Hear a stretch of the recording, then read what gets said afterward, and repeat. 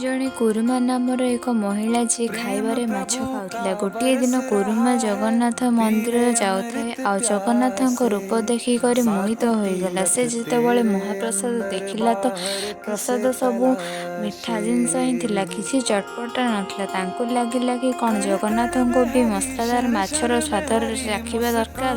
ପାପ ବିଷୟରେ ନ ଭାବିକି ଘରେ ସେ ମସଲାଦାର ମାଛ ତିଆରି କରି କଦଳୀପତ୍ରରେ ରଖି ମନ୍ଦିରକୁ ନେଲା। କିନ୍ତୁ ଯେତେବେଳେ ମନ୍ଦିରର ସିଡ଼ି ଚଢ଼ିବାରେ ଲାଗିଲା, ମାଛର ଗନ୍ଧରେ ପଣ୍ଡାମାନେ ତାଙ୍କୁ ରଖିଦେଲେ। ଜଣେ ପଣ୍ଡା ତ ରାଗରେ କୁରୁମା ହାତରୁ ସେ କଦଳୀପତ୍ରକୁ ପକାଇ ଦେଲା। କିନ୍ତୁ ଯେତେବେଳେ ସେ ପତ୍ର ଖୋଲିଗଲା, ସେତେବେଳେ ଅଧାକଟା ଗୋଟେ ପଣସ ଥିଲା।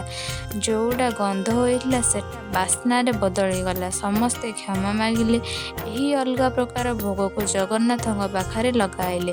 ଆଉ ଏହା ଦେଖି ସେ ମହିଳା ଜଣକ ଶାକାହାରୀ ହୋଇଗଲା ଆଉ ଜଗନ୍ନାଥଙ୍କ ଭକ୍ତରେ ଲୀନ ହୋଇ ଜଗନ୍ନାଥଙ୍କ ପାଇଁ ସବୁବେଳେ ପଣସର ମସଲାଦାର ଖାଦ୍ୟ କରିଲା।